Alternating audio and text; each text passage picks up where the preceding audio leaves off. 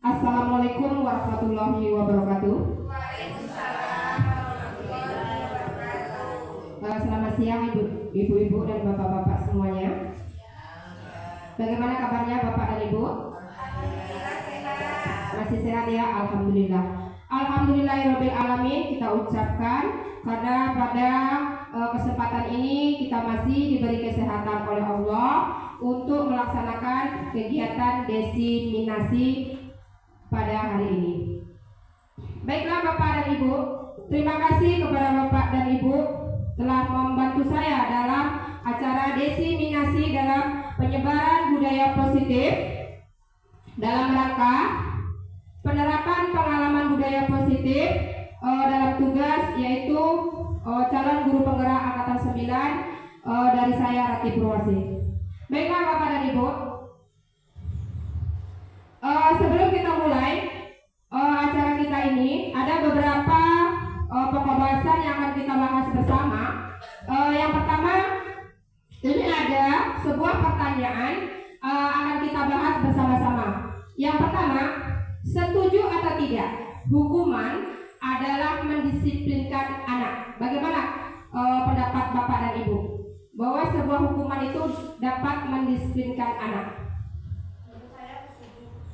Setuju mendisiplinkan anak dengan hukuman. Oke. Yang kedua, pemberian hukuman dengan hal positif seperti membaca atau membersihkan halaman sekolah dapat meningkatkan disiplin anak. Setuju apa tidak? Setuju. Dan nomor 3, memberi penghargaan dapat meningkatkan motivasi belajar anak. Bagaimana? Setuju apa tidak? Setuju. Oke, itu pendapat Bapak dan Ibu mengenai budaya-budaya positif yang akan kita terapkan di sekolah. Baiklah, ada 7 di sini pokok bahasan yang akan kita bahas bersama, yaitu konsep inti budaya positif. Yang pertama yaitu motivasi perilaku manusia, yang kedua disiplin positif, yang ketiga nilai-nilai kebajikan, yang keempat kebutuhan dasar manusia, yang kelima posisi kontrol guru, kemudian keyakinan kelas, yang terakhir inilah tugas pokok kita nanti, bagaimana kita akan menerapkan budaya positif dengan melakukan segitiga restitusi. Masih semangat Bapak dan Ibu? Masih. Disiplin positif dan nilai-nilai kebajikan universal, itu pokok bahasan yang akan kita bahas yang pertama kali. Sekarang kita akan mengadakan sebuah tantangan ataupun sebuah istilahnya perubahan paradigma. Ibaratkan, coba sekarang Bapak dan Ibu ambil sebuah kertas, kemudian kertas itu Bapak dan Ibu menuliskan sesuatu. Kemudian kertas tersebut anggap saja bahwa dalam kertas itu sebuah rahasia ataupun sesuatu yang berharga bagi Bapak dan Ibu. Kemudian Bapak Ibu kepal. Terus kemudian ada A dan B atau Anda dan teman Anda. Misalnya, ya. Setelah Bapak Ibu kepal kertas itu, bagaimana dengan sebuah kertas yang berusaha atau berisikan sebuah rahasia, tetap Bapak Ibu genggam sekuat-kuatnya, sekuat tenaga dengan berbagai macam cara, nanti orang lain akan membukanya begitu. Kemudian siapa yang membukanya? Itu adalah teman Anda atau teman kita.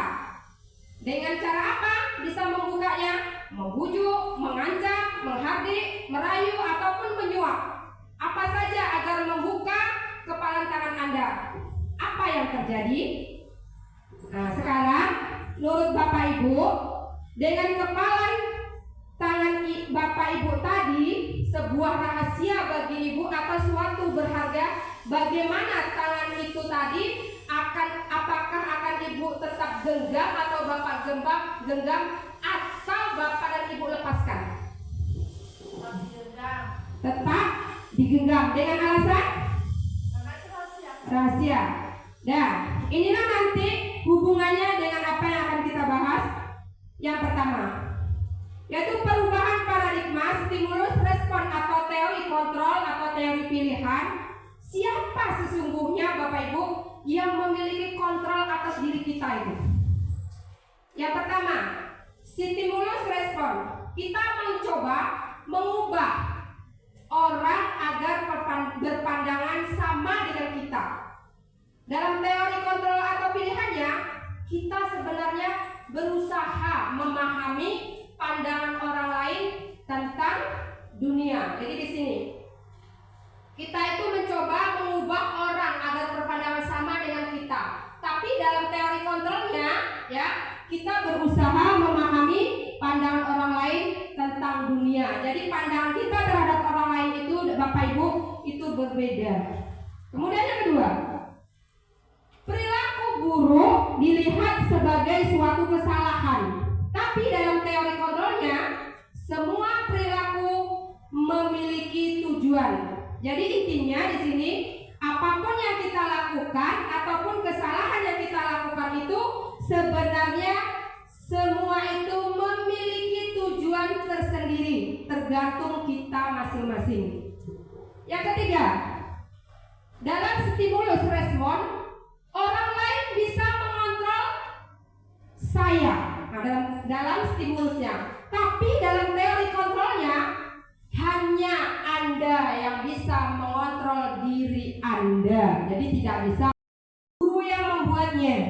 Tapi kalau keyakinan kelas itu sepakat dibuat oleh guru dan kelas. Nanti Bapak Ibu bisa mencobakannya ini keyakinan kelas di kelasnya masing-masing.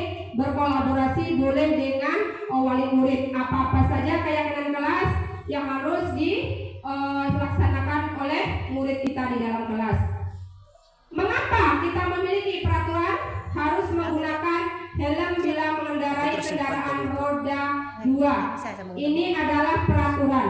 Tapi kalau dalam keyakinan ini mengenai apa Bapak Ibu kalau kita menggunakan helm? Keselamatan. Yang kedua, mengapa kita memiliki peraturan 3M? Apa itu 3M Bapak Ibu? Menggunakan masker, mencuci tangan, menjaga jarak. Ini semua kalau keyakinan kelasnya mengenai apa ini Bapak Ibu?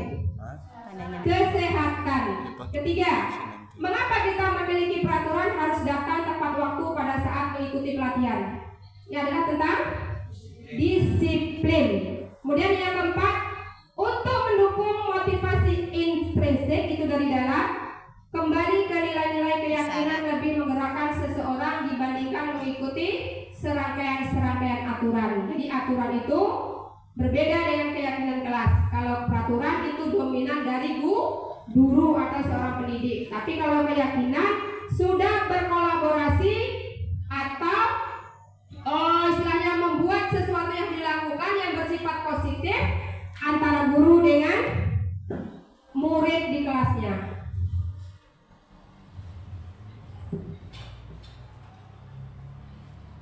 Bapak Ibu, selalu kembalikan buku ke tempatnya. Itu tentang apa keyakinan kelasnya?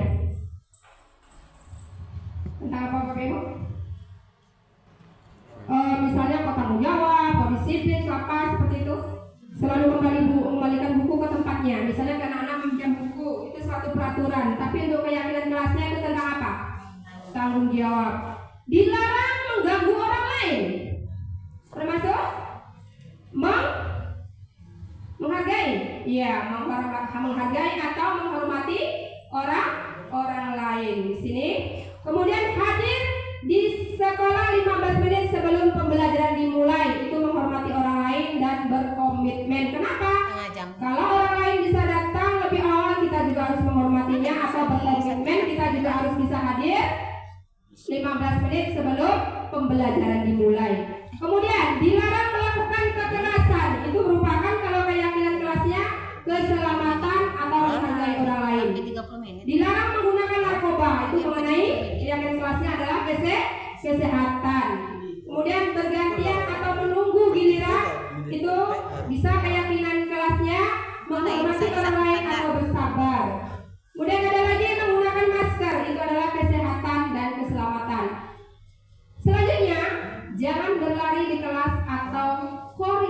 itu merupakan keselamatan atau keamanan. Bapak Ibu, ini mungkin kebutuhan dasar manusia dan dunia berkualitas ini sangat bermanfaat bagi kita. Bapak Ibu, kenapa kadang anak di sekolah itu ada sebuah masalah terus pada anak itu? Ya, tidak mungkin ya Bapak Ibu ya. Kita mengajar di kelas, kita mulus-mulus saja, tidak ada masalah di dalam kelas terhadap anak. Betul tidak Bapak Ibu? Betul, pasti ada ya. Kenapa Bapak Ibu? Karena ini kebutuhan dasar manusia ini.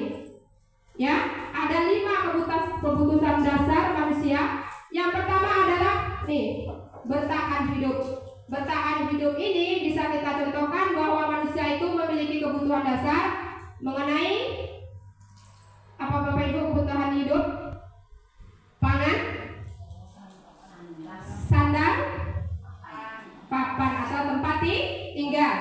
Kalau kebutuhan dasar yang pertama ini sudah terpenuhi, insya Allah nanti budaya positif akan bisa kita terapkan. Yang kedua, adanya kasih sayang dan rasa diterima. Ini pada murid kita itu sangat dibutuhkan. Kadang anak kita atau murid dia berasal dari keluarga broken home ya. Berarti nanti di sekolah dia lampiaskan. Berarti ini apa kebutuhan dasarnya tidak terpenuhi? Nih, kasih sayang dan rasa diterima. Berarti sebagai guru nanti kita memiliki rasa kasih sayang terhadap anak. Berarti itu kebutuhan dasar anak yang harus kita penuhi, yaitu kasih sayang dan rasa diterima. Bagaimanapun keadaan anak di sekolah, itulah yang harus kita terima di dalam pembelajaran. Itu merupakan kebutuhan dasar manusia yang harus kita penuhi terhadap anak kita, yaitu kasih sayang dan rasa diterima. Apakah hanya kepada anak saja kita sebagai pendidik memiliki rasa kasih sayang? Tidak. Terhadap siapa Bapak Ibu?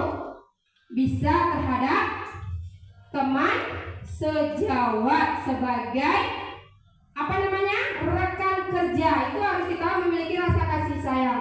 Kecuali yang jomblo ya Bapak Ibu ya. Itu mungkin ya kurang rasa kasih sayangnya seperti itu. Kemudian yang ketiga itu penguasaan ya. Bagaimana kebutuhan dasar seorang anak itu harus kita penuhi penguasaannya. Kadang kan ada anak di dalam lokal itu dia itu suka usil, cerewet, MPO yang lebih apanya ya. Berarti ada kebutuhan dasar yang belum terpenuhi. Berarti ini harus kita perhatikan. Bagaimana penguasaannya? Dia tuh ingin Bapak Ibu ya, kita perhatikan bahwa dia tuh punya kuasa di lokal itu. Begitu. Kita hargai dia sebagai penguasa. Apabila ini kita penuhi, mungkin anak itu nanti bisa ya istilahnya akan kita terapkan budaya positifnya. Tapi kalau kebutuhan dasar penguasaan ini tidak kita berikan kepada